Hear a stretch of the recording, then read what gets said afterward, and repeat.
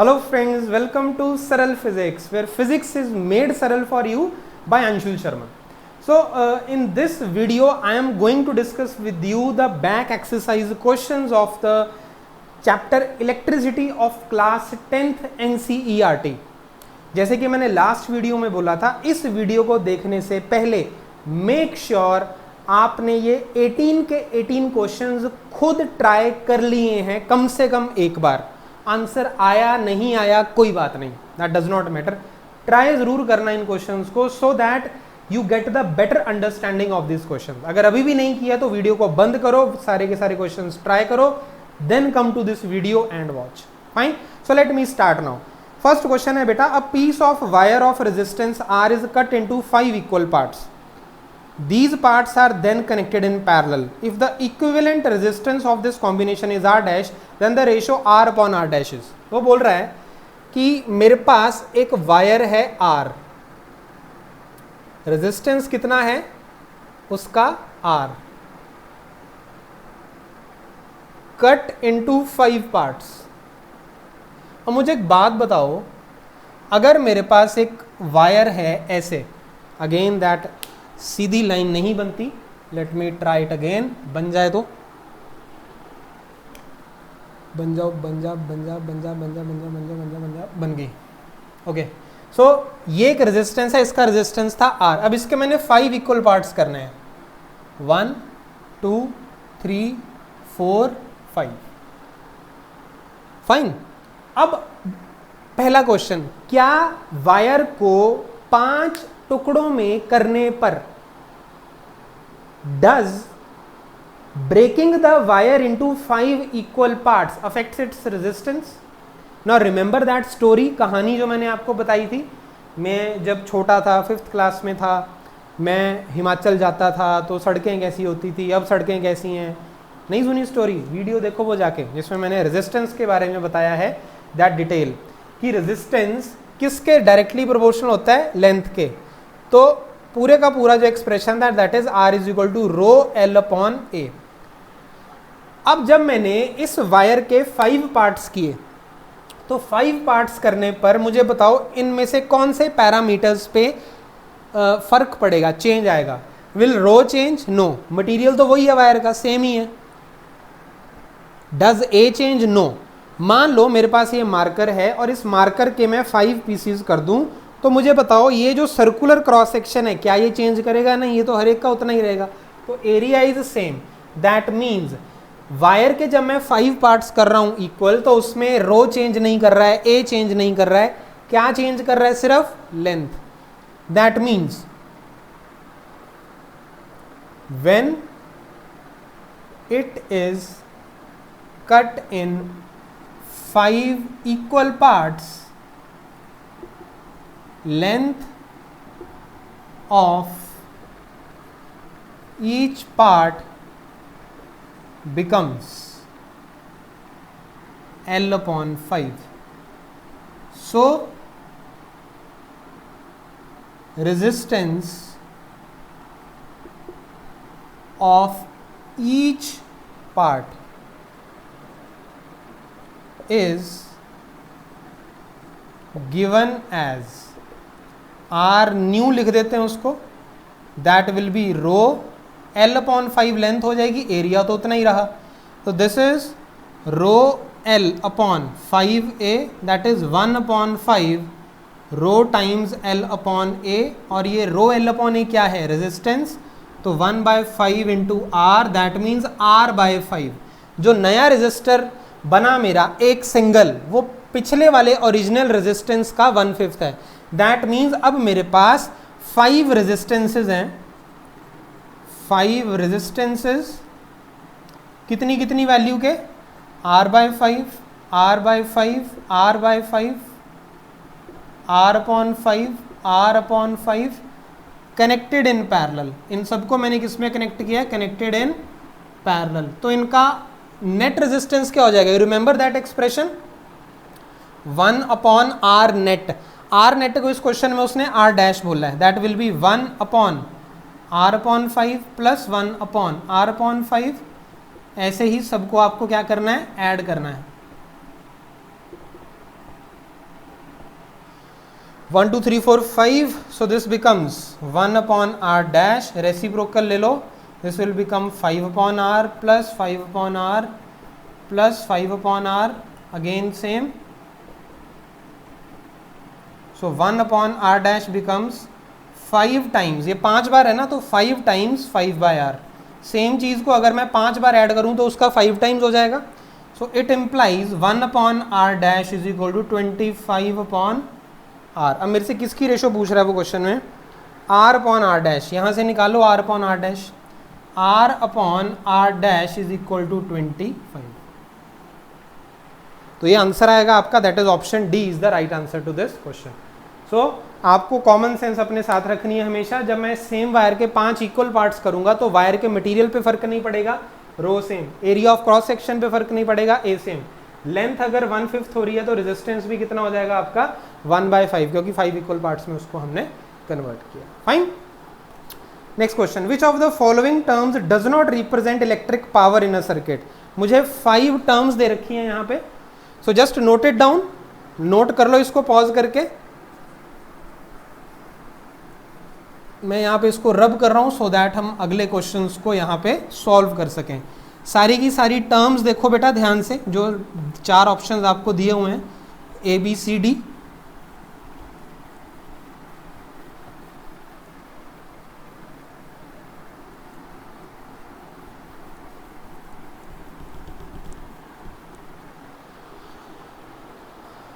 तो यहाँ पे इलेक्ट्रिक पावर की बात करें, पावर मैंने आपको बताया था that is equal to V into I, ये एक्सप्रेशन हमने किया हुआ डिटेल में।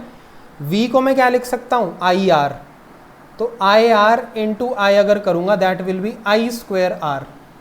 दूसरा मैं I को V अपॉन आर भी लिख सकता हूँ, V into V upon R, that will be V square by R. इसका मतलब क्या हुआ कि पावर के क्या क्या एक्सप्रेशन हैं, V I square R, V square upon R, ये होने चाहिए।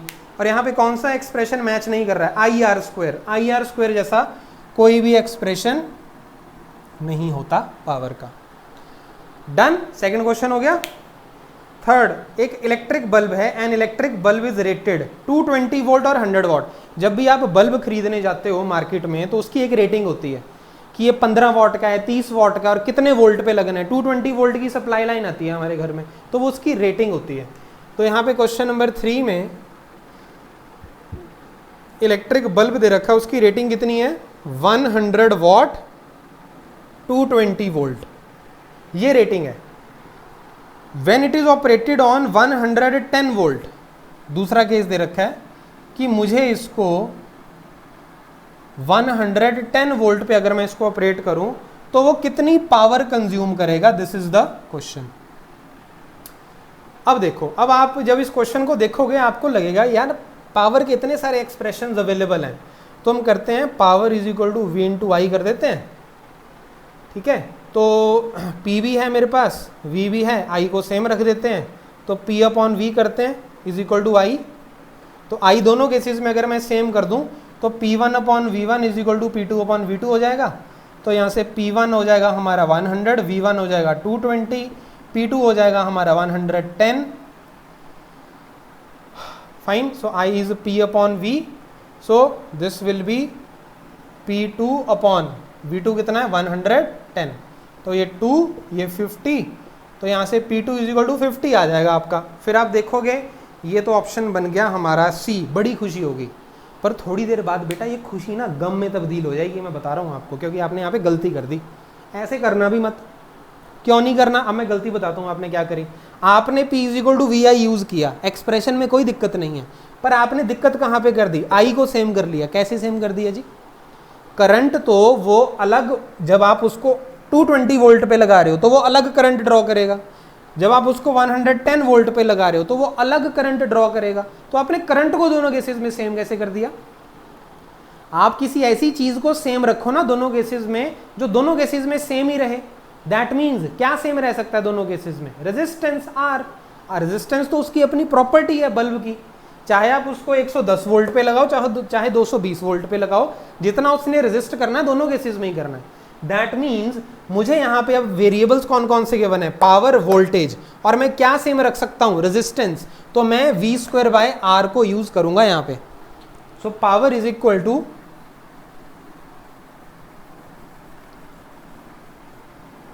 We square upon R.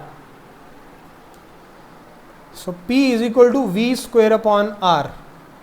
इसका मतलब क्या है, R is equal to V square upon P and R is same in both cases. दोनों केसेस में R की वैल्यू क्या है, सेम है। Fine. So V square upon P, तो यहां पे वी स्क्वायर अपॉन पी करो, 220 square upon 100 is equal to, यहां पे वी स्क्वायर करो 110 स्क्वायर अपॉन पी, जो मुझे यहाँ पे पावर निकालनी है। तो P कितना हो जाएगा, 110 का स्क्वायर इंटू 100 अपॉन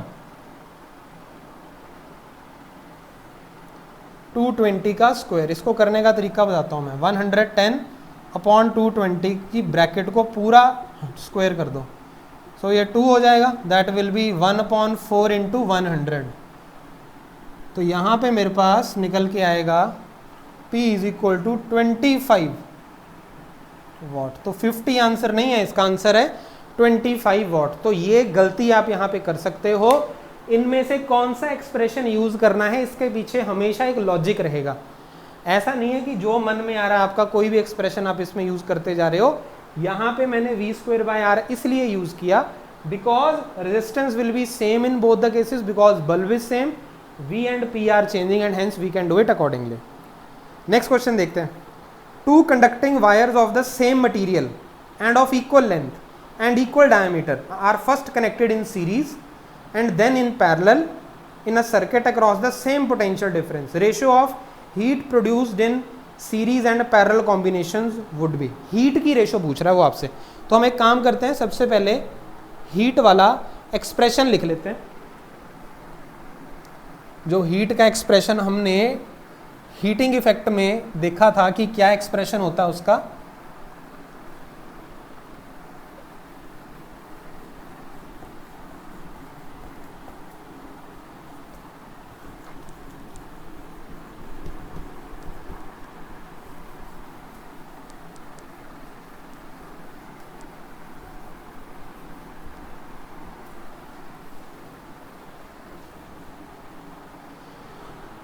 ओके सबसे पहले तो इस क्वेश्चन को करने से पहले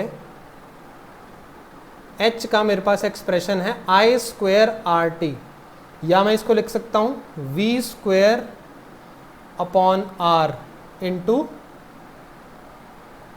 स्मॉल टी ले लेते हैं, V square upon R into T. ये दोनों एक्सप्रेशन मेरे पास अवेलेबल हैं।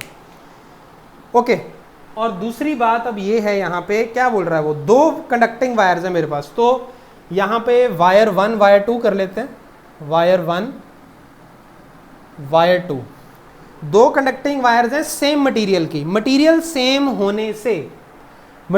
होने से क्या सेम हो जाता है, रेजिस्टिविटी, रो इसकी भी रो इसकी भी रो। इक्वल लेंथ, इसका भी एल लेंथ है इसका भी एल लेंथ है। इक्वल डायमीटर, अगर डायमीटर इक्वल है तो एरिया इक्वल हो जाएगा, इसका भी एरिया ए और इसका भी एरिया ए। ओके तो यहां पर अब मेरे पास क्या आ गया, रेजिस्टेंस इसका बनेगा R is equal to rho L upon A, इसका भी रेजिस्टेंस क्या बनेगा R is equal to rho L upon A. इसका मतलब दोनों वायर्स का रेजिस्टेंस, इसका भी R है और इसका भी रेजिस्टेंस R है। अब क्या करना है हमें, इसमें सबसे पहले वो ये बोल रहा है कि इन दोनों को पहले सीरीज में कनेक्ट किया। अब क्या करते हैं, इनको सीरीज में कनेक्ट करते हैं। सीरीज, जब सीरीज में बेटा मैं इनको कनेक्ट करूंगा तो नेट रेजिस्टेंस कितना हो जाएगा, R प्लस R 2R हो जाएगा। और जब मैं पैरेलल में कनेक्ट करूंगा तो नेट रेजिस्टेंस कैसे कैलकुलेट करेंगे, 1/R net is equal to 1/R plus 1/R। इसका मतलब 1/R net is equal to 2/R। That means R net कितना हो जाएगा आपका R/2। एक तो R नेट सीरीज में ये है और मेरे पास पैरेलल का R नेट मेरा ये है। और मुझे अब यूज करना, अच्छा वो और आगे क्या बोल रहे हैं, पहले सीरीज में कनेक्ट किया फिर पैरेलल में कनेक्ट किया सेम पोटेंशियल डिफरेंस में, मतलब यहाँ पे भी पोटेंशियल डिफरेंस V है और यहाँ पर भी V है। तो इन दोनों में से कौन सा यूज करोगे आप, this one would be better choice because V दोनों में सेम है T दोनों में सेम है, सिर्फ R का यहाँ पे है डिसाइडिंग फैक्टर। तो H in series upon H in parallel will be equal to V square T upon R in series upon V square T upon R in parallel. अब देखो V स्क्वायर से V square cancel हो जाएगा क्योंकि दोनों में potential difference same है, time से ये कैंसिल हो जाएगा। तो ये किसके इक्वल आया आपका, रेसिप्रोकल लोगे तो Rp अपॉन Rs।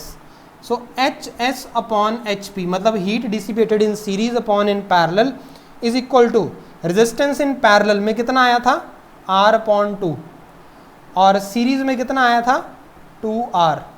तो R से R ये गया 1 अपॉन 4। तो रेशो H सीरीज और H पैरेलल की कितनी निकल के आएगी 1:4। तो आंसर इसका क्या बनेगा, that will be your option C. तो 1:4 की रेशो में जो हीट है वो ऐसे डिसिपेट आपकी होगी। समझ में आ गया, नोट डाउन करो, फिर नेक्स्ट क्वेश्चन करते हैं।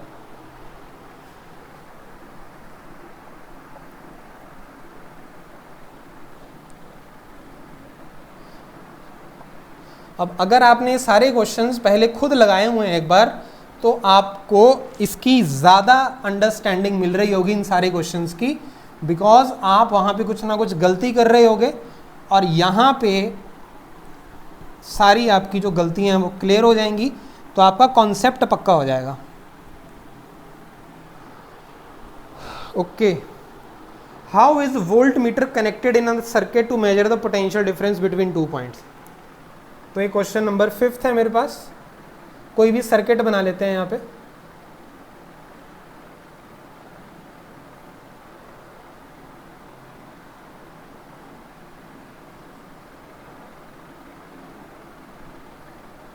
सीधी लाइन तो कभी भी नहीं बनेगी, बन गई लाइक दिस। ये रेजिस्टर्स है मेरे पास। अब मैं इन दोनों पॉइंट्स के क्रॉस पोटेंशियल डिफरेंस मेजर करना चाहता हूँ एक सर्किट में। तो मैं वोल्ट मीटर को कैसे कनेक्ट करूँगा, ऐसे पहले समझाया हुआ मैंने आपको, प्लस माइनस, प्लस के साथ प्लस, माइनस का माइनस। तो कैसे कनेक्शन होता है जी वोल्ट मीटर का, इन पैरेलल। मैंने पहले भी बताया था 2 वायर्स होती हैं, ऐसे लगाओगे आप, एक को यहाँ पे एक को यहाँ पे, रीडिंग आपको यहाँ पे मिल जाएगी उसकी। अब copper has a 6th question करते हैं। Copper has a diameter 0.5 mm, resistivity 1.6 into 10⁻⁻8 ohm meter. What will be the length of this wire to make the resistance 10 ohm? 10 ohm का resistance मुझे चाहिए, तो लेंथ बताओ। How much does the resistance change if the diameter is doubled? Okay. So करते हैं इस question को। हमें कौन सा एक्सप्रेशन है जो हमें पता है, जो इन सब चीज़ों को रिलेट करता है, R is equal to rho L upon A। अब वो मुझे बोल रहा है कि रेजिस्टेंस मुझे 10 ओम का चाहिए। ठीक है जी, मिल जाएगा। रेजिस्टिविटी आपने मेरे को दे रखी 1.6 इंटू 10⁻⁻8 ओम मीटर्स। ओके, और एरिया दिया उसने, डायमीटर दिया है, तो एरिया हो जाएगा π/4d²। दैट विल बी 0.785, याद रखना π/4 0.785 होता है, इंटू d²। डायमीटर है 0.5 mm, उसको कन्वर्ट कर लेना मीटर्स में, स्क्वायर। तो ये बन जाएगा 0.785 इंटू 0.25 इंटू 10⁻⁻6 मीटर स्क्वायर। ये बन गया हमारा एरिया ए। अब वो क्या बोल रहा है, आर है, रो है, ए है, एल निकालना है। तो एल का एक्सप्रेशन क्या बनेगा, R A upon rho. R कितना है 10, area 0.785 into 0.25 into 10⁻⁻6 upon rho 1.6 into 10⁻⁻8। चलो जी, हो जाओ स्टार्ट। अब कैसे कैसे करोगे इसको। ओके, सो -6 से ये इधर जाएगा -2 एंड एक ज़ीरो अगर मैं यहाँ पे लगा दूँ तो ये इससे ये गया, तो मैं लिख देता हूँ यहाँ पे, इस 10 को इससे मल्टीप्लाई करूँगा 7.85 नो अपॉन 1000 78.5 आएगा।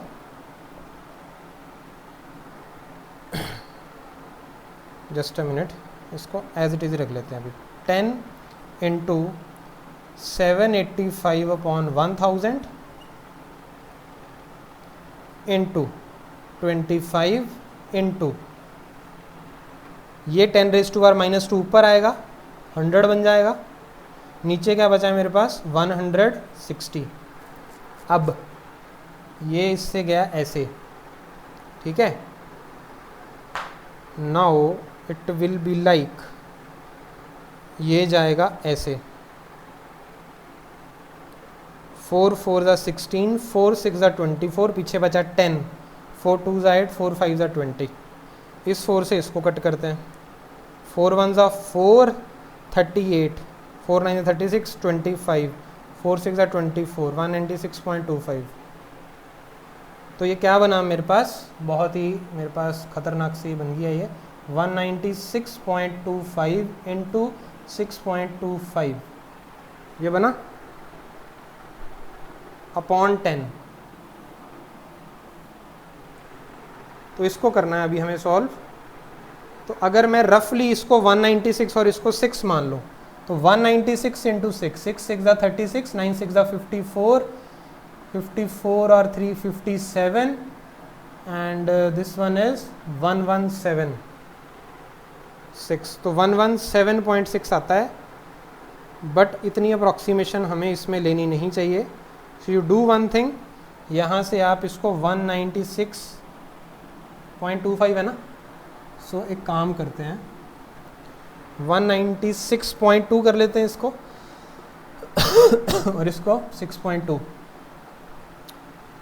तो 1962 और 62 को करो, फिर 2 2 ज़ा 4, 6 2 12, 9 2 ज़ा 18, 19 2 2 3, 6 2 12 36, 37, 9 6 54, 57, 6 5 11, 4 4, 9 7 16, 1 1 2, 121.121644, और ये पॉइंट्स अपॉन 100, तो 121,644 अपॉन 100 आया 1216.44। तो ये आया 1216.44 अपॉन 10, दैट इज 121.6 मीटर्स।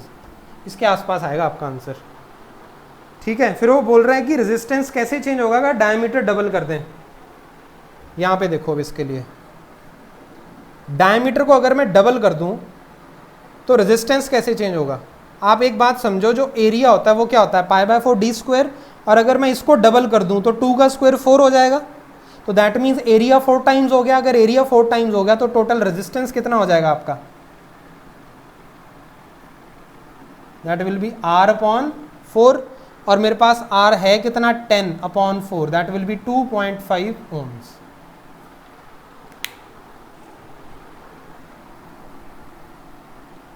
सो ये आपका आंसर आ गया 2.5 ओम और 121.6 मीटर्स।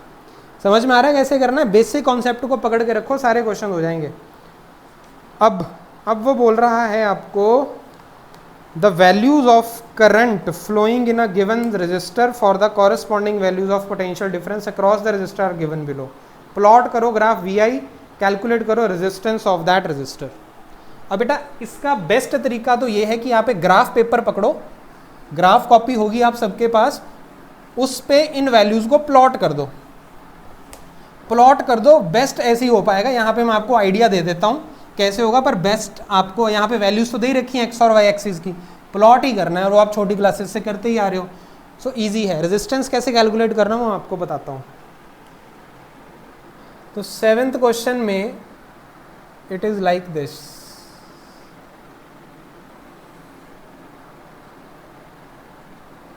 V और I। अब क्या है इसमें, V की वैल्यूज क्या क्या दे रखी हैं, V और I, मतलब V मेरा y एक्सिस में है और I मेरा x एक्सिस में है। तो x y की मेरे को क्या क्या वैल्यूज दे रखी हैं, x और y की यहाँ से लिख लेते हैं हम। 0.5, 1.6 प्लॉट करना है आपको, फिर आपको प्लॉट करना है 1, 3.4, फिर आपको प्लॉट करना है 2, 6.7, फिर करोगे 3, 10.2, फिर करोगे 4, 13.2, ये x में और ये y में। ऐसे वैल्यूज को प्लॉट करोगे तो एक लाइन बनेगी आपकी ऐसे। तो इस लाइन में आप एक काम करना, कोई भी दो कंसेक्यूटिव या इनमें से कोई भी दो वैल्यूज पकड़ लेना। जैसे कि मैं आपको बताता हूँ, यू जस्ट, जैसे मैं रैंडमली, जैसे मेरी फर्स्ट वैल्यू प्लॉट करी मैंने, सेकंड करी, थर्ड करी, फोर्थ करी और फिफ्थ करी, तो ये कुछ ऐसे आई मेरी values A B C D E, A B C D E। अब मैं क्या करता हूँ, E और C को ले लेते हैं, E और C, ये रहा E, ये रहा C। अब क्या करेंगे, मैं एक राइट एंगल ट्रायंगल बनाऊंगा यहाँ पे ऐसे,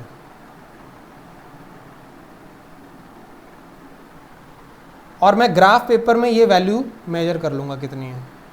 वैसे कितनी आएगी ये आपको पता है, E पे V की वैल्यू कितनी है, E पे V की वैल्यू कितनी है 13.2, और C पे जो है V की वैल्यू कितनी है 6.7, इसमें से इसको माइनस कर दो। सो 13.2 में से 6.7 माइनस करोगे तो ये आएगा आपका 12 में से 7 गए 5, 2, 6.5, और इसकी वैल्यू मैं बात करूं अगर, C पे कितनी वैल्यू है 2 और D पे E पे कितनी है 4, तो 4 - 2 = 2। ये वैल्यू किसकी आई V की, ये किसकी आई I की। तो हमारे पास R क्या होता है, R जो R होता है बेटा रेजिस्टेंस R = V/I, तो V है आपका 6.5 और ये है 2, तो ये आपका आ जाएगा 2 3 = 6, 2 2 = 4, समझो 3.2 ओम के आसपास जो है आपकी वैल्यू आ जाए। आप कोई भी 2 पॉइंट्स ले सकते हो, इन सभी के लिए अगर आप चेक करोगे ना, सभी के लिए, तो वैल्यू आपकी अप्रॉक्सीमेटली 3.3 के आसपास ही रहेगी। अप्रॉक्सीमेटली ये स्ट्रेट लाइन ही बनता है। यू जस्ट ट्राई इट, या आप रैंडमली कोई भी इसी को ले लो, इसी सेट को ले लो, 1.6 और 0.5, ये V है और ये I है, तो 1.6/0.5 कर देते हैं, ये गया तो 5 3 = 15, 5 2 = 10, 3.2 तो यहाँ से भी आ गया। कोई भी पेयर ले लो या कोई भी कंसेक्यूटिव पेयर ले लो, आंसर आपके सेम आएंगे। सारे हिट एंड ट्रायल लगा के देखना, वैसे ये क्वेश्चन आपका हो जाएगा। ठीक है, नेक्स्ट क्वेश्चन देखते हैं हम।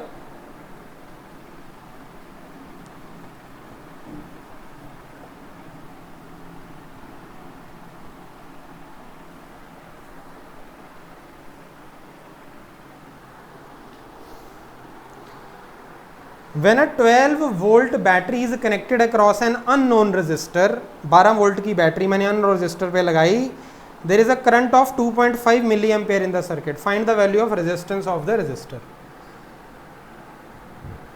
8th क्वेश्चन है मेरे पास, ये अननोन रेजिस्टर है कोई, R ले लेते हैं इसको ऐसे, फाइन। सो यहाँ पे मैंने 12 वोल्ट की बैटरी लगा दी एक,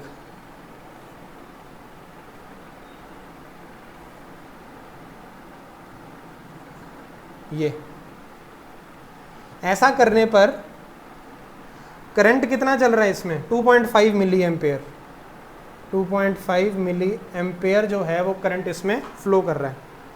रेजिस्टर की वैल्यू पता नहीं, ओम्स लॉ का क्वेश्चन है सीधा, V = IR, R = V/I, तो V कितना है 12, I कितना है 2.5, मिली को कन्वर्ट कर लो एम्पियर में, तो ये बन जाएगा 12/2.5 × 10⁻³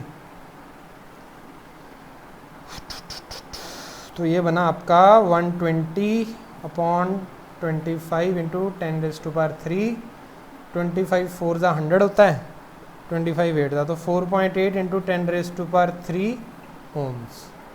तो क्वेश्चन नंबर आपके 9 का आंसर क्या आ जाएगा, 4.8 ओम्स, या आप इसको बोल सकते हो 4800 ओम्स भी आप इसको बोल सकते हो। सिंपल ओम्स लॉ का क्वेश्चन है ये आपका। 9th देखो, battery of 9 volt is connected in series with resistors 0.2 ohm, 0.3 ohm, 0.4 ohm, 0.5 ohm, 12 ohm respectively. How much current would flow through 12 ohm resistor. यहाँ पे मेरे पास एक बैटरी है 9 वोल्ट की, 9 वोल्ट की बैटरी बना लूँ मैं, यहाँ पे ये बना ली मैंने। अब ये मैं एक जनरल सा एक्सप्रेशन बनाता हूँ, काउंट करके नहीं बनाता हूँ, just to give you a feel की बैटरी व्हाट लुक्स लाइक। तो 9 वोल्ट के लिए अगर आपको 1.5 मिला है तो 6 लगानी पड़ेगी अगर एक 1.5 के, but this is just representation. 9 volt की बैटरी लगाई मैंने, रेजिस्टर्स हैं मेरे पास 1 2 3 4 5 1 2 3 4 5 रेजिस्टर्स हैं सीरीज में।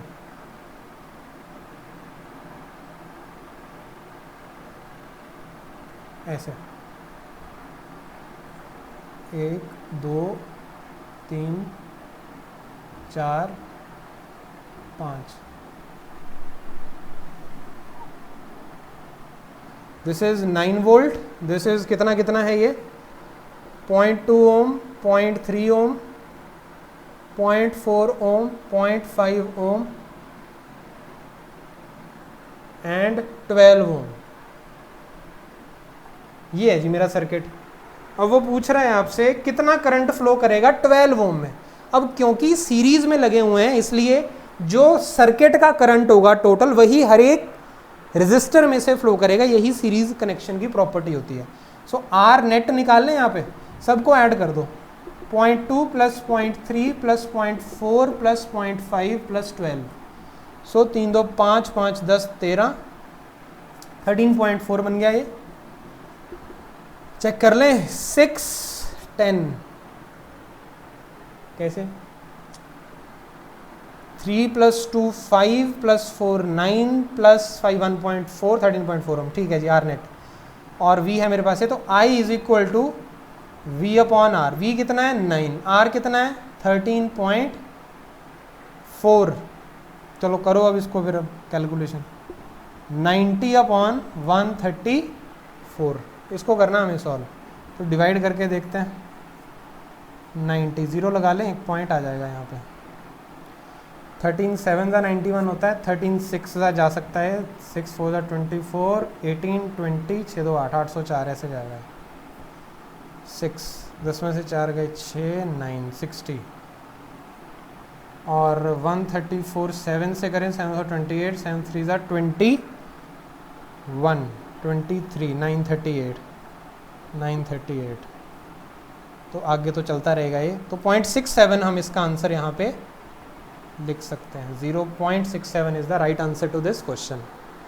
ओके जी, चलो क्वेश्चन नंबर 10 देखते हैं। How many 176 ohm resistors in parallel are required to carry 5 ampere current on 220 volt line.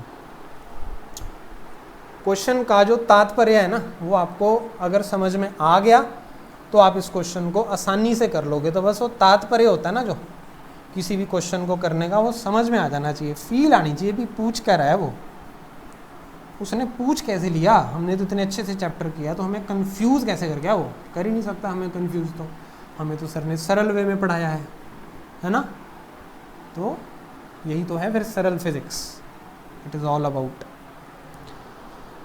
चलो जी क्वेश्चन नंबर 10 देखते हैं।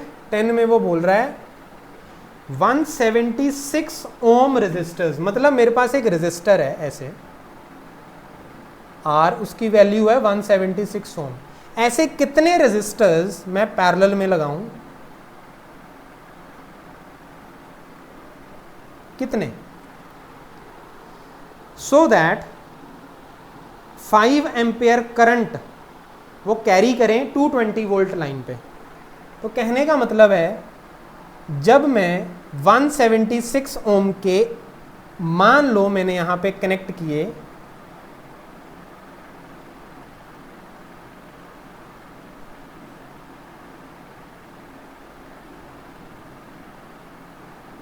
n रेजिस्टर्स, अभी 176 भी भूल जाओ, सिंपल सा क्वेश्चन है। अगर एक रेजिस्टेंस R है और बाकी भी उसी के जैसे R आ रहे हैं तो मैंने n टाइम्स उनको कनेक्ट किया तो R नेट कितना बन जाएगा आपका, कैसे कैलकुलेट करोगे R नेट?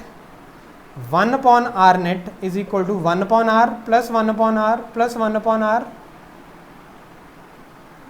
ऐसे फाइन। कितना n टाइम्स है ये।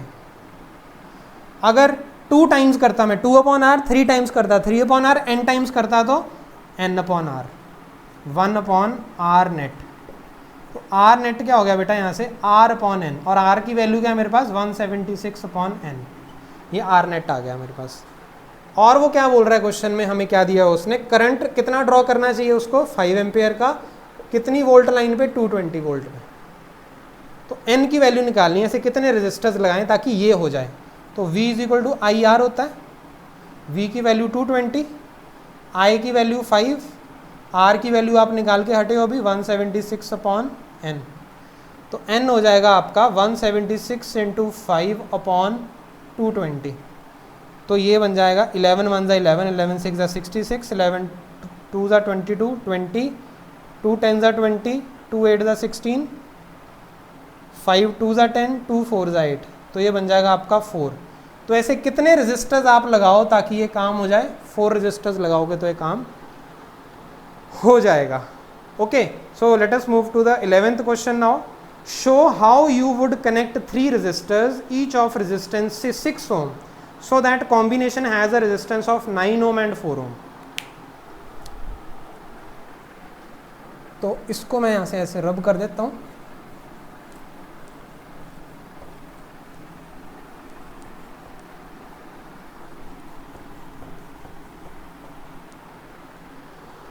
तो मेरे पास 3 रेजिस्टर्स हैं, 11th क्वेश्चन है ये।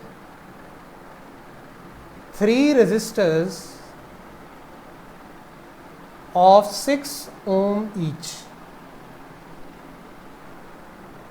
मुझे रिजल्ट क्या चाहिए? एक पार्ट में मुझे रिजल्ट चाहिए 9 ओम का, एक में मुझे रिजल्ट चाहिए 4 ओम का। मैंने आपको बताया था अगर सीरीज में कनेक्ट करते हैं तो मिनिमम जो हाईएस्ट वैल्यू होती है उससे भी ज़्यादा वैल्यू आपका रिजल्टेंट आता है, मतलब हाई से भी हाईएस्ट, और पैरेलल में जो लो वैल्यू होती है उससे भी लोएस्ट रिजल्ट आता है। पर यहाँ पे तो मुझे जो चाहिए ए पार्ट में वो कैसा चाहिए मेरे को? 9 ओम, और मेरे पास क्या अवेलेबल है? 6 6 6 के 3 हैं, 6 6 6 के 3 रजिस्टर्स मेरे पास अवेलेबल हैं। तीनों को सीरीज में कर दूं तो बनेगा 18, बात नहीं बनेगी। तीनों को पैरेलल में कर दूं तो पैरेलल में बनेगा 1/6 + 1/6 + 1/6, 3/6, 3 2 ज़ा 6, 1/2, इधर 1/r चलेगा तो r मेरे पास 2 आ जाएगा। पैरेलल में करने पे 2 आ रहा है और सीरीज में करने पे 18 आ रहा है। इसका मतलब क्या है? मुझे मिक्स करना पड़ेगा, ट्राई, मतलब कुछ को सीरीज में कुछ को पैरेलल में। ट्राई करते हैं, चलो ट्राई करते हैं। एक काम करते हैं, यहाँ पे 6 और 6 को आप क्या करो? सीरीज में ले लो। 6 और 6 क्या हो गया? 12। अब इसको 6 के साथ पैरेलल में ले लो, 1/12 + 1/6, 1/r। देखते हैं क्या बनता है यहाँ पे। अपॉन 12, 1 + 2, 3/12, 3 4 ज़ा 12, 1/4, तो r यहाँ से 4 बन गया। मतलब बी पार्ट तो ये हो जाएगा। बी पार्ट क्या है? बी पार्ट ही कर लेते हैं पहले, चलो अगर ये बन गया तो इसका मतलब है कि अगर मैं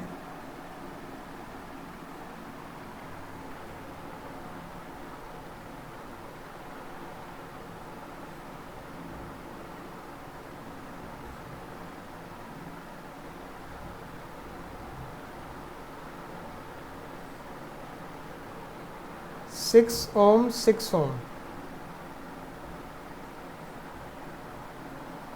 ऐसे कर दूं ना कनेक्ट इनको, 2 पैरेलल में फिर एक सीरीज में, तो होगा क्या? ये 6 और 6 का क्या बन जाएगा? 6 और 6 का, वेट अ मिनट, हमने यहाँ पे कैसे कनेक्ट किया और यहाँ पे हमने डिस्कस किया था 6 और 6 को सीरीज में फिर उसके बाद पैरेलल में, और यहाँ मैंने पहले कर दिया पैरेलल। चलो इसी को ट्राई करके देख लेते हैं इसका क्या बनेगा। 6 और 6 को अगर मैं पैरेलल में करता हूँ तो क्या बनेगा? 1/r = 1/6 + 1/6, 2/6, 1/3, तो r बन जाएगा यहाँ से 3, सो दिस विल बी 3, और उसके आगे लगा है 6, 3 ओम 6 ओम, तो ये नेट बन जाएगा आपका 9 ओम। तो ये तो बेटा ए पार्ट का आंसर हो जाएगा आपका। तो यहाँ पे मैं लिख दूँ ए पार्ट और ये है मेरा 9 ओम। अब मुझे बनाना है बी पार्ट और ये बनाना है मुझे 4 ओम। और 4 ओम हमने कैसे बनाया था? 2 सीरीज़ में, फिर उसके बाद हमने क्या किया था? उसको पैरेलल में लगा दिया था। ओके, तो ये कैसे बनेगा आपका? अब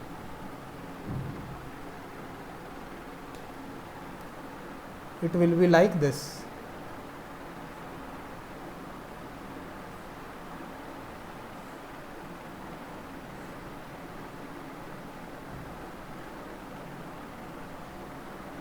6 ओम 6 ओम 6 ओम, तो 6 और 6 12 हो गया ऊपर,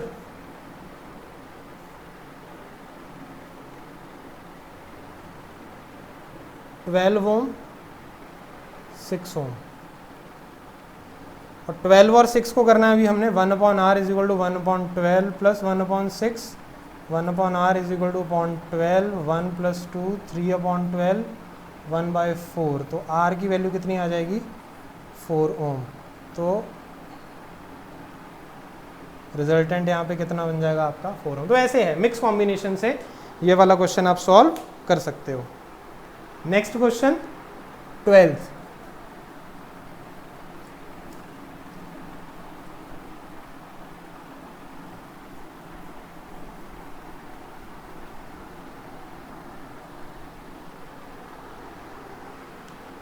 क्वेश्चन आपको क्या दे रखा है यहाँ पे, let me read that. Several electric bulbs designed to be used on a 220 volt electric supply line are rated 10 watt. How many lamps can be connected in parallel with each other across the two wires of 220 volt line if the maximum allowable current is 5 amperes?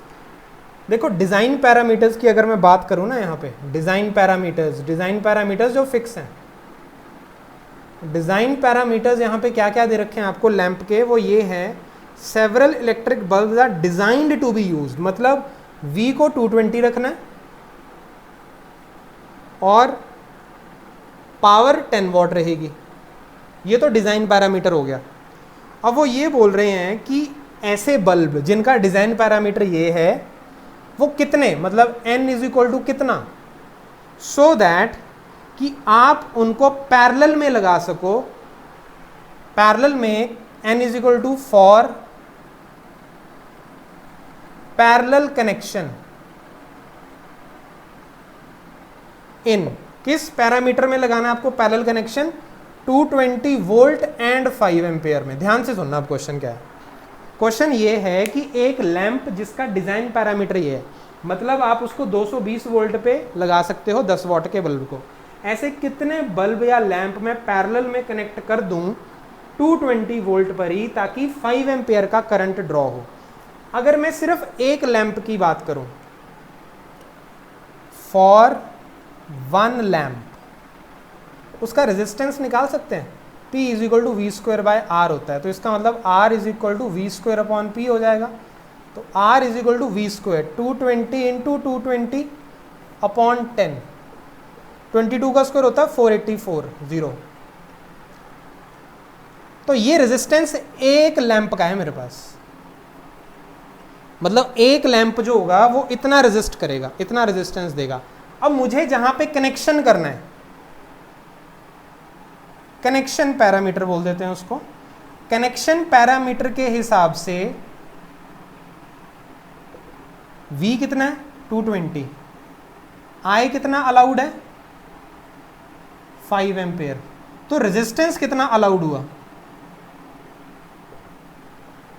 R is equal to V/I 220/5 44 ओम।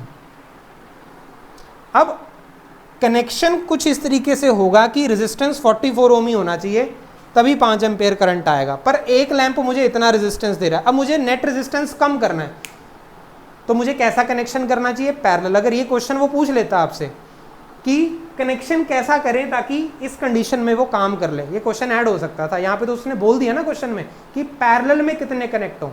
मैं कह रहा हूँ question में वो ये भी पूछ सकता था कि कौन सा कनेक्शन करोगे, सीरीज या पैरेलल। तो देखो एक लैंप का रेजिस्टेंस इतना है, मैं उसको 44 करना चाहता हूँ, कम करना चाहता हूँ, कम एक ही केस में होता है पैरेलल। तो इसका मतलब है कि मैं कितने ऐसे लैंप लगा दूं ताकि नेट रेजिस्टेंस 44 हो जाए और एक का रेजिस्टेंस 4840 है। So if n are connected in parallel,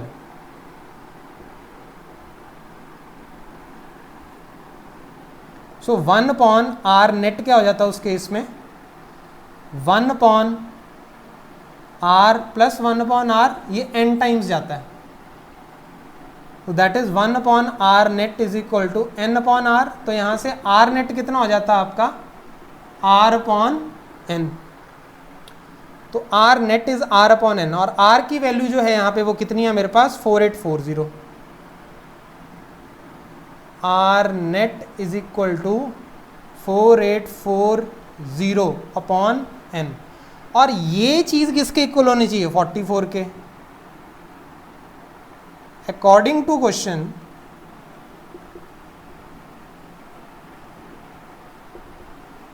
four 4840 upon n, ये किसके इक्वल हो जाना चाहिए 44 के। तो एन विल बी 4840 अपॉन 44, 44 1 जा 44, 1 जा 44, एन इज इक्वल टू 110। तो 110 लैंप लगा दो पैरेलल में, तो ये काम हो जाएगा। क्वेश्चन आ रहा है समझ में? तो यहाँ पे वो ये भी क्वेश्चन ऐड ऑन कर सकता था कि पहले बताओ कनेक्शन किस में करोगे, सीरीज में या पैरेलल में, उसके बाद बताओ कितने लैंप लगाओगे। तो जब मुझे रेजिस्टेंस नेट कम करना होता है तो क्लियर आपको पता होना चाहिए पैरेलल में लगेगा। ठीक है, ओके, नेक्स्ट क्वेश्चन करें, फिर इसको नोट डाउन कर लो।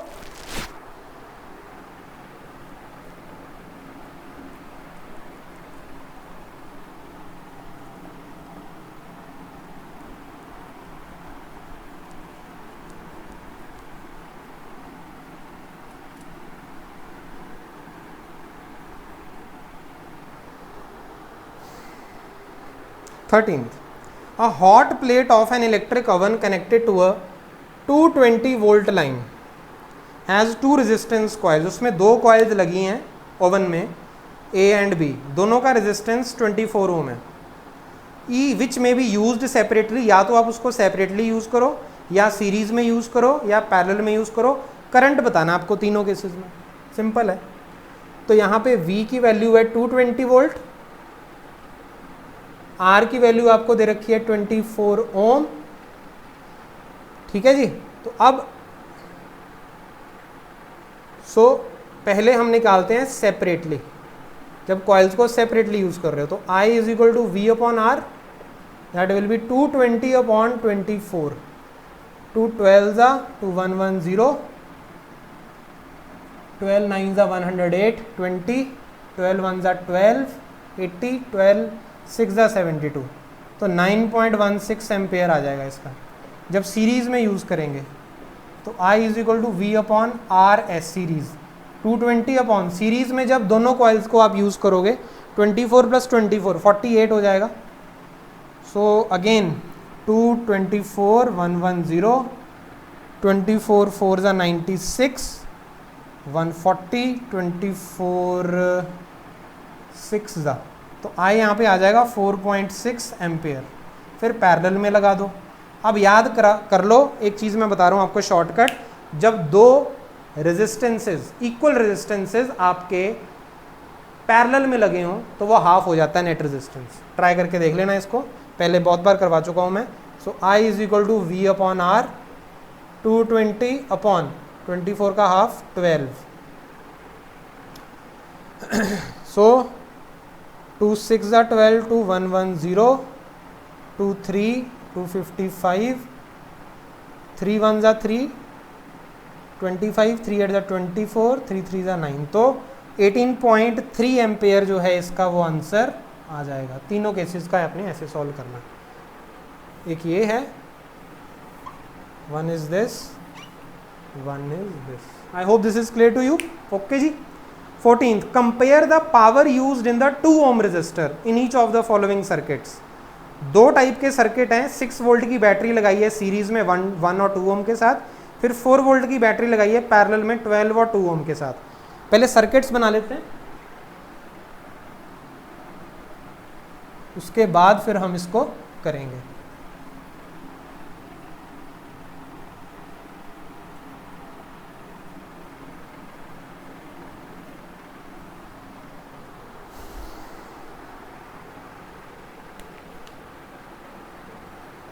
सर्किट ए क्या है?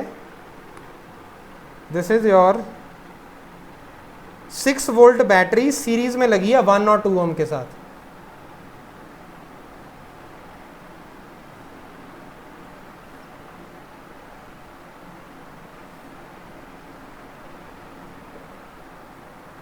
वन ओम 2 ओम 6 वोल्ट के साथ ये लगा हुआ है। और बी पार्ट जो है हमारा, उसमें 4 वोल्ट की बैटरी लगी है पैरेलल में 12 and 2 ohm resistors.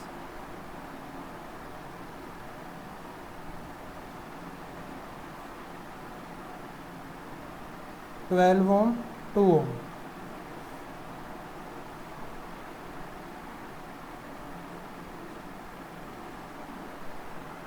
Four volt. हाँ जी, क्वेश्चन है पावर बतानी है आपको 2 ओम में, यहां पर भी 2 ओम है और यहां पर भी 2 ओम में, पावर 2 ओम की बतानी है आपको, यहां पर भी और यहां पर भी, इन each of the following circuits. हाँ जी, बस यही है क्वेश्चन अब। ओके, सो पावर बेटा होती है आपकी, पावर के क्या क्या एक्सप्रेशन है मेरे पास, power is your V I, power is I square R, power is V square upon R. अब मुझे अगर 2 ओम की बात करनी है तो 2 ओम में अब मैं कौन सा एक्सप्रेशन यूज कर सकता हूं इनमें से। देखो 2 ओम तो फिक्स हो गया, आर आर वाला कर लेते हैं, आर वाला मतलब या तो ये या तो ये, इन दोनों में से कौन सा। अब ये सीरीज में लगे हुए हैं, जब सीरीज में लगे होते हैं क्या चीज सेम रहती है, करंट। दैट मीन्स अगर मैं यहाँ पे टोटल करंट निकाल लूँ इस सर्किट का, वही करंट 2 ओम में से जा रहा होगा, तो मैं आई स्क्वायर आर को यूज कर सकता हूँ, आई स्क्वायर आर, क्योंकि आई जो मैं निकाल लूंगा यहाँ पे, I is equal to V upon R, R net कितना होगा 2 एम्पियर। तो यही आई मैं 2 ओम में भी यूज कर सकता हूँ क्योंकि सीरीज में। तो पावर 2 ओम का कितना हो जाएगा, आई स्क्वायर आर, तो दिस विल बी 2 स्क्वायर और आर कितना है 2, तो ये हो जाएगा 8 watt. Power in 2 ohm here is 8 watt. अब यहाँ पे कौन सा एक्सप्रेशन यूज करें, अब यहाँ पे पैरेलल में लगा है, पैरेलल में अब अगर आप ये आई यूज करोगे ना यहाँ पे, क्योंकि जब आप आई निकालोगे तो वो आई इन दोनों में सेम नहीं रहेगा, मतलब डिस्ट्रीब्यूट होता है पैरेलल में। पैरेलल में क्या सेम रहती है, वोल्टेज, पोटेंशियल डिफरेंस। तो आप इसको यूज कर लो, वी स्क्वायर बाय आर को, V square by R, V क्या है यहाँ पे 4 स्क्वायर, और आर आपको लेना है इसमें, that will be 2, so this will B 16/2, that will B 8 what. Again power यहाँ पे भी कितनी आएगी, that will B 8 what. Concept पकड़ो तभी आपसे क्वेश्चन मिलेंगे। क्लियर? फिर करते हैं next 15th question. 15th question में है यहाँ पे क्या दिया हुआ है, 2 lamps, one rated 100 what 220 volt, other rated 60 what 220 volt are connected in parallel with 2 electric main supply. ठीक है, मेन सप्लाई में लगा दिए हमने। What current is drawn from the line if the supply voltage is 220 volt? कर लेते हैं इसको क्वेश्चन को भी। 15th question,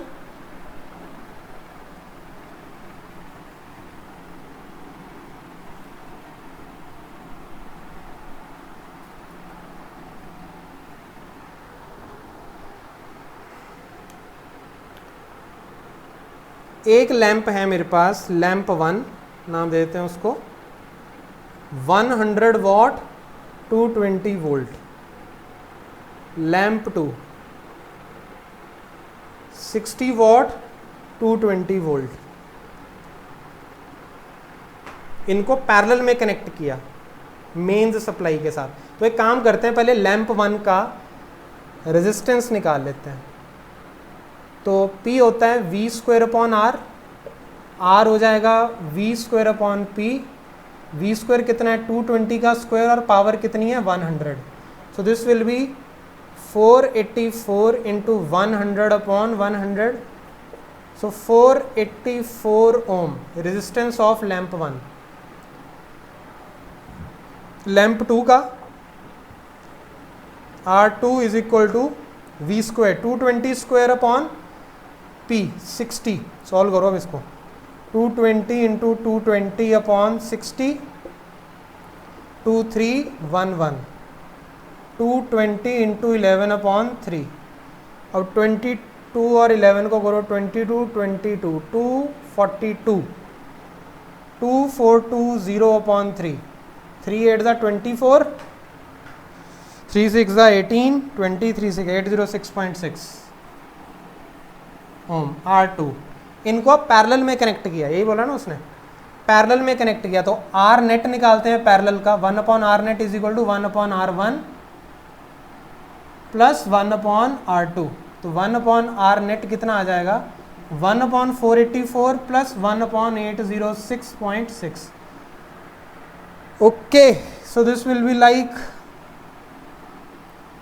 1/r net is equal to 806.6 plus 484 और नीचे मैं मल्टीप्लाई कर देता हूँ 484 इंटू 806.6 को, तो यहाँ पे प्लस कर लें 806.6 और 484 को 6 plus 4 10 9 1290.6 upon 484 into 806.6 1/r net, ये हो जाएगा इसमें। इसको मैं रब कर देता हूँ यहाँ से।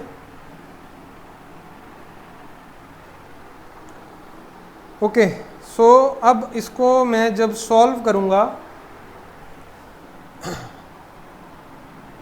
2 6 12, 2 4 2 5 10, 0.3, 2 2 4 2 4 2। अब आ जाओ इसमें आप 645.3, इसको ऐसे ले लेते हैं 645 और इसको ले लेते हैं 807, ठीक है। तो 640, तो आर नेट यहाँ से हो जाएगा आपका 242 इंटू 807 अपॉन 645।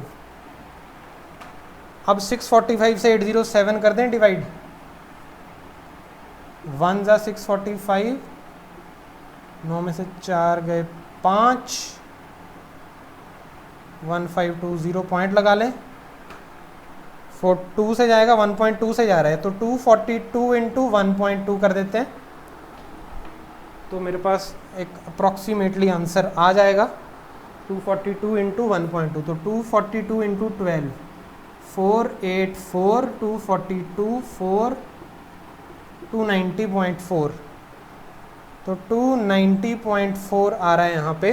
तो ये जो मैंने अप्रॉक्सीमेशंस लिए हैं इसकी वजह से थोड़ा सा आ रहा है आपका, अदरवाइज जब हम इसको एग्जैक्टली सॉल्व करेंगे, मैंने इसको यहाँ पे सॉल्व किया हुआ है, it is around 302। So you do it properly. 302 ओम यहाँ पे मैं इसको भी ले रहा हूँ, ठीक है। तो आर नेट आ गया। पूछा क्या था मेरे से, what current is drawn from the line if the supply line is 220 volt, I is equal to V upon R, तो 220 अपॉन 302। इसको जब आप सॉल्व करेंगे you will get the answer as 0.727 ampere. Is the concept clear to you? Calculation part you can handle. तो 0.727 ampere answer आएगा। Lamp 1 का resistance अलग निकाला, 2 का अलग निकाला, दोनों को पैरेलल में लगा दिया और फिर हमने करंट निकाल दिया। Simple. Which uses more energy, 250 watt TV set in 1 hour या 1200 वॉट का टोस्टर इन 10 मिनट्स? पता नहीं सर, लगाया नहीं कभी घर पर। तो बेटा लगाया तो मैंने भी नहीं है, तो आंसर कैसे देंगे? आंसर के लिए लगाना ज़रूरी नहीं है, कॉन्सेप्ट का आना ज़रूरी है। कॉन्सेप्ट लगाओ, आंसर आ जाएगा। फिर टोस्टर लेके आओ, फिर टोस्ट भी खा लेना बना के, ठीक है। ओके, सो 16th क्वेश्चन।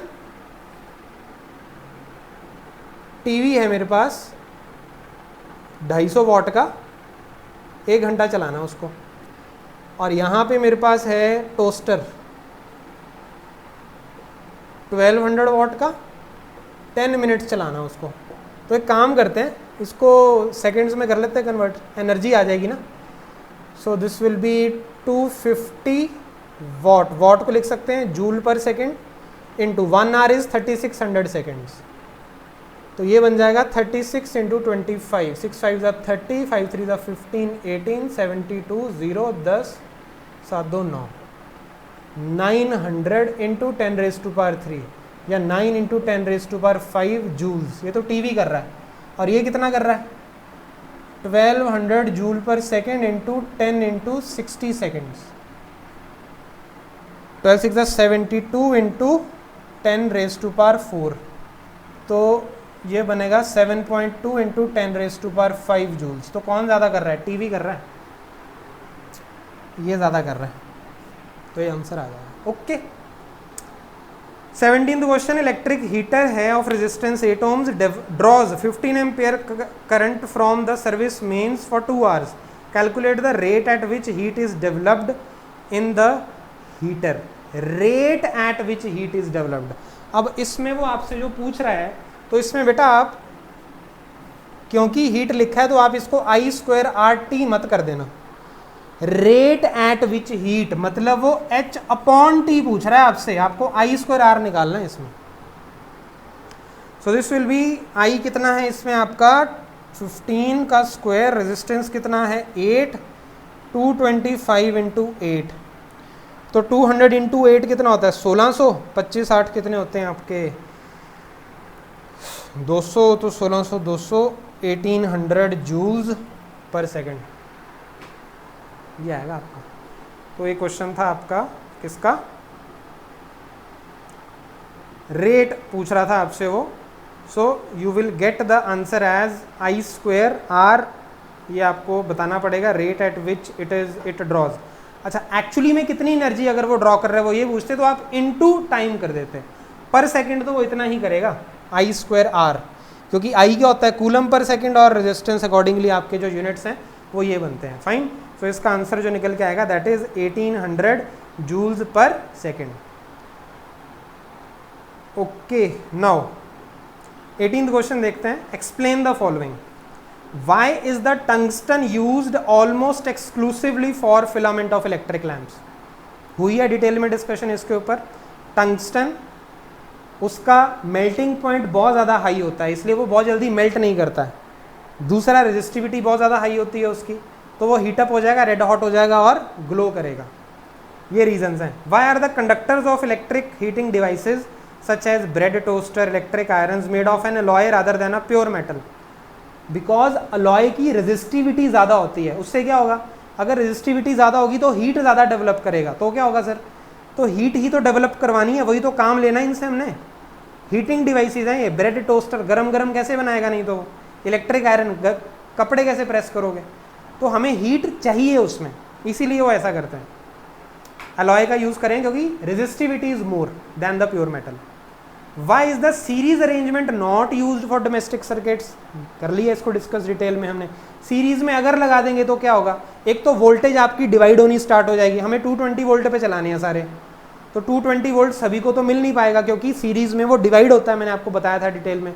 और दूसरा सीरीज में क्यों नहीं करते, अगर एक कोई भी फॉल्ट कहीं पे आ गया तो पूरा सर्किट ब्रेक हो जाएगा। How does the resistance of a wire vary with its area of cross section, बच्चों वाले क्वेश्चन है। R is equal to rho L upon A, area के साथ कैसे वेरी करता है, इन्वर्सली, एरिया बढ़ेगा तो रेजिस्टेंस कम हो जाएगा। Why are copper and aluminium wire usually employed for electricity transmission, इसलिए क्योंकि वो कंडक्ट बहुत अच्छा करते हैं, इलेक्ट्रॉन्स को बहुत अच्छे से चलने का रास्ता देते हैं, रोकते नहीं है, मतलब रेजिस्टेंस या रेजिस्टिविटी बहुत कम है उनकी और कंडक्टिविटी बहुत अच्छी है। Good conductors and bad resistors, low resistivity and good conductivity, these are the reasons why they are used. Fine, so I hope this electricity chapter is now clear to you. Fine, अब आपको ये सारे के सारे numerical जो मैंने करवाए हैं, you should be comfortable in those, all the concepts which are there in NCERT, और कुछ एक दो और एक्स्ट्रा कॉन्सेप्ट्स जो मैंने आपको करवाए हैं। So this sums up your electricity chapter. तो अब आपका एक ही काम है, जस्ट रिवाइज इट, बार बार इसको रिवाइज करो और ज़्यादा से ज़्यादा क्वेश्चंस करो, and I'll see you in the next video. Till then, keep revising. Thank you.